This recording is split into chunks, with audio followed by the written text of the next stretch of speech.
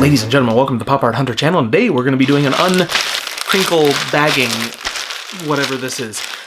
These aren't my favorite bags here, but there's an interesting story about this one in addition to that. Now, what's inside, it's animation related, so if you want to hear about that, stick around, but I'm going to tell you a little bit of story about my, my acquisition of this particular piece. I'm going to show you a couple things real quick. One, you're going to see a sticker here that says $11.35, postage due, and then also this fragile label. I'm going to get a real good close-up of that one there. All right, so now that you've seen that, let's go ahead and talk about it. So I went ahead and ordered this online. It was not a high-priced item, and part of that was, included in the price, and then there was also a little bit of shipping on top, which I paid, and then it was shipped to me. Well, I got a notification that this was at the post office, and it wasn't yet completely paid for. So I went to the post office and said, what gives? What's up? And they said, well, you owe $11.35, which is like double of what the shipping I paid initially for it, which is fine, not a big deal. And apparently, the reason that was is because there was that fragile sticker that was on it. Now, I have seen fragile written on boxes. I've seen stickers with fragile on it, but apparently this is a United States Postal Service fragile sticker that has had the top logo cut off of it and just the bottom portion stuck on there. So I'm not sure exactly. Well, I kind of know a little bit, but I'm just speculating here that the seller just kind of has these around, or maybe took it off an old package, cut off the top, and then slapped it on there and was repurposing it. But the post office saw it. They realized that, and they charged $11.35. So I went ahead and I paid the $11.35. I emailed the seller and said, hey, by the way, this happened, and would you mind issuing me a refund? He sort of emailed me back and said, well, this never happens or didn't happen, insinuating that maybe I just fabricated this and made it up. I had initially sent him, before he replied in that way, a picture of the $11.35 due along with the receipt and all those things, and he said he wasn't going to refund me, and I said, well, that's fine, I can open up a refund with eBay, I guess. And he's like, well, yeah, I guess I'll give you maybe partial, but I just really don't believe this dude, just it's $11. It's not about the money at this point. However, he said that he does this all the time, which kind of rubbed me the wrong way. If you're going to be doing something like this, which is, repurposing federal UPS or USPS stickers or something like that, it's only going to, one, get yourself into trouble, or two, going to come back to the consumer. People are going to have the same experience that I have, where they end up having to go to the post office and you pay for this extra stuff and then contact or reach out to the seller and have him do the same sort of thing. So that kind of rubbed me the wrong way. And he did eventually give me the refund after some prodding, which, again, it wasn't about the $11. It's about the fact that don't do that. Just don't put a sticker on there. It's in a little plastic baggie. This thing has been tumbling around the world before it got here, and there's no way that it's not going to have some dents and bruises and things like that. In fact, the fragile sticker is probably doing nothing more than putting a target on its back, and I didn't ask for the fragile sticker. So that's my rant for the day. Let's go ahead, though, and get started with unboxing or unwrapping this thing and see if it was all worth it in the first place. Let's get started. I'm trying not to complain anymore about any of this stuff that went on, and let's just enjoy the unboxing. Let's enjoy the unwrapping. Let's enjoy the crinkled bagging. Why do they make these little crinkly? Well, I mean, they're crinkly because it's a plastic. It's not like those crinkle bags they're cat toys or something like that. So I'm just going to say one more thing about this fragile thing. I mentioned in the opening here, but, when you say fragile, I always think of things that are fragile to be put in a box. Are they really going to handle this bag any more fragilely than something else? My first thought is if I see something that says fragile on it, if you didn't pack it well enough that I have to be fragile with it, it almost puts a target on the back to make me want to kick it down the road a little bit. But that's just me. I kind of feel like putting this in a box may have been a better choice. Putting it in a box without the fragile sticker is probably a better choice than a bag with a fragile sticker. Last time I'm going to talk about it until I gripe about it one more time. Or 100 more times. I get upset by it. So here's the thing. I've always mentioned this to others in my life. I don't sweat the big stuff. If something big, major life event happens, I don't sweat that at all. What I sweat is the small stuff, because it seems like the small stuff is avoidable. When I stub my toe, I'm more upset by that. I was in the parking lot of a big box retailer recently, and my door got almost completely ripped off the car. It was an accident. Things happen, and that was fine. $1,000, $1,500 worth of damage, whatever. Had insurance companies, had to go to the body shop and whatever. That was fine because it was a big thing. There's nothing I could do to avoid that. There was very few things. There was so many variables that could happen. When I stubbed my toe, I'm more upset because I'm like, I knew that piece of furniture was there. I knew I was going to walk by it. Why didn't I just turn on the light so I could see in the dark, etc. Not going to talk about it anymore, except when I do. Okay, so here it is, the thing that I've been waiting for. And, you know, honestly, the fragile sticker must have worked because everything looks perfectly well. I take back all the hurtful comments I had said because everything is just perfect. You know, for $11.35, it should the fragile sticker should have been heated. So I don't have anybody to thank for this but myself for having paid the $11.35. Apparently. All right, so this book is called Totally Awesome, The Greatest Cartoons of the 80s. And I'm excited about this because I love cartoons from the 80s, but I'll tell you one thing.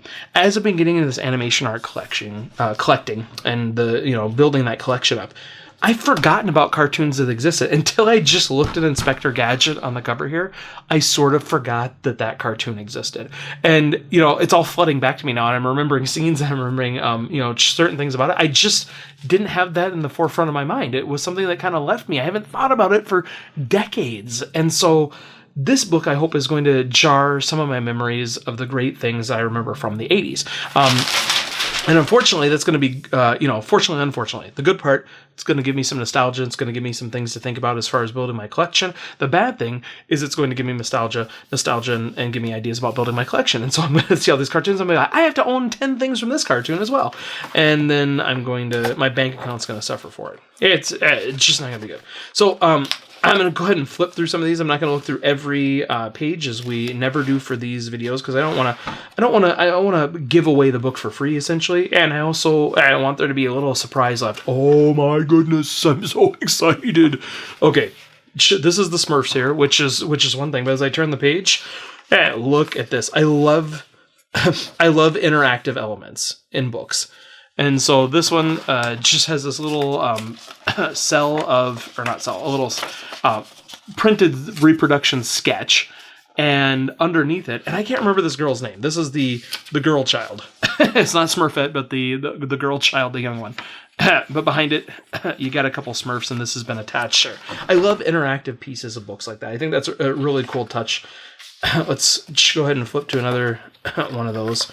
Yeah, look at that. I think that's really neat. It sort of adds this tactile element to it. And it gives you, this like more production look versus seeing something in this fashion that's printed in the book. I know this is a reproduction, not original, but it almost brings it to life a little bit more, as though it, is closer to being real than the photo in the book. That's really cool. Got some Inspector Gadget. Is Penny? I think Penny's the original name of her. Isn't that Penny? I don't know. Yeah, Penny reassures Brain. Okay, see, I need to make sure. And the dog's name was Brain. I didn't remember that. So Penny and Brain and Sir Inspector Gadget. This is G.I. Joe. I never really got into G.I. Joe, but yeah, G.I. Joe.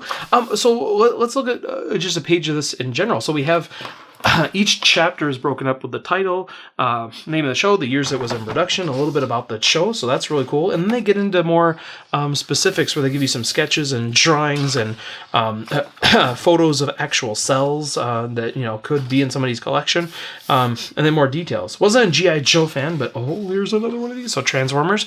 So this is not a sketch. This is a reproduction of Transformers. So this is a press release, immediate press release talking about the series and stuff like that. So that's really neat. It gives you some historical context. Here's some storyboarding to kind of show you what that process looks like. Ooh, I'm guessing here. Is this that one, something in the gemstones, maybe? The mighty gemstones? Gem. I never watched Gem, so I probably haven't seen any of these 80 cartoons. Inspector Gadget, that was the only cartoon I ever watched, apparently, from the 80s. No, I watched some of the other ones I do. But Gem, I thought, it was not the Righteous Gemstones. That is a Showtime show, I believe, or HBO. Showtime, I think. I never watched Gem. I did watch some Thundercats. I remember having the action figures to Thundercats. And that's the one thing about the 80s, the cartoons that they produced were these marketing materials that they were essentially created to market the toy line, and then they became these classics because kids remember playing with the toys, and they got them there. Muppet Babies. I don't have anything for Muppet Babies, but that's definitely one I could add because Jim Henson Studios and the Muppets, they were kind of fun. This is from that era, and they're kind of cute little versions of those characters. So I might have to try to find me some Muppets. You got the Muppet Babies Wizard of Oz going on there. What other shows we got here? Yeah, I got Ghostbusters. That's really cool. DuckTales, huge. Teenage Mutant Ninja Turtles. That's a big one. Garfield. So I'm going to go back to the index. I mean, that shows you a little bit of the gist of what the book is kind of like, but let's go ahead and look exactly what's in here so that you know what is covered. So things that are covered, we got the Smurfs, we got Spider-Man, His Amazing Friends, He-Man, Masters of the Universe, She-Ra, Princess of Power, we got Inspector Gadget, G.I. Joe, Transformers, Jem, Thundercats, Muppet Babies, The Real Ghostbusters, The Disney Afternoon, which I assume included DuckTales, Teenage Mutant Ninja Turtles, Garfield, and Mighty Mouse. So yeah, pretty cool. Oh, we got Chip and Dale's Rescue Rangers. I'm assuming that's part... See, this is the section that I like. Gummy Bears and Rescue Rangers. These two are very elusive as far as cells go. And when they come up for sale, they're very, very expensive. DuckTales is similar, but you see more of those cells pop up. I just saw some original Rescue Rangers with some production backgrounds, and they went for way more than I was going to pay for them. So, Gummy Bears wasn't as much of a favorite for me as Chip and Dale Rescue Rangers, but, you know, those also are very rare and don't come up very often. So eventually I might have to get a pretty cool book, custom artwork of these characters on the front. Not custom as it's original to this book. I mean, it's just kind of a stylized version of all of these, so they all look like they're similar in nature. It looks like the same person, you know, well, it was the same person who did the artwork, I'm assuming, but it looks like they're from the same cartoon, just how that's done. Yeah, that's pretty cool. From the 80s, a pretty cool compilation. Nice quality book, no damage. Thanks so much for getting it shipped that way. And yeah, pretty cool. Happy to have it in my collection. So, was all the trouble that I had with this package worth it? Sure. I mean, again, it wasn't a financial thing that I had an issue with the seller. It was more the accusations of possibly me doing something wrong and or him doing this to other people, etc., so on and so forth. But let's not get back into that minutia. I think that, I like adding animation art books to my collection. I like resources, I like history of animation art, I like examples of animation art, and this one specifically focused on the 80s. And one of the cool things about that is, you know, I flutter through this and it might even remember shows that I totally forgot about. I don't know if you've ever had this, maybe it's a sign of me aging, but occasionally, something will pop in my mind or I'll see a photo of something and I'm like, oh, all these things flood back to me. I'm like, that show existed, or I remember watching this, or ooh, I remember that episode or character, and you've just sort of lost it over the years. When you don't think about it or you're not reminded of it on a regular basis, things just kind of slip out the old years. And so this is going to be a cool one for me to look through to really look at the 80s. Now, I wish they made this book for the 90s and the 2000s and the 70s and the 60s. They might have different versions, but I think this is a pretty niche one that's specifically focused on the 80s. So maybe they'll come out with further books like this, or I'll look into it and see if they maybe already have that. This is the only one I know of right now, but covers the 80s. Those are cartoons that I really enjoy, and so this will be a great resource guide for me moving forward in my collecting escapades. So anyway, thanks for watching the Pop Art 100 channel. Hopefully you like, subscribe, comment, and all those types of things. We hope you enjoyed this unboxing, and we will see you next time.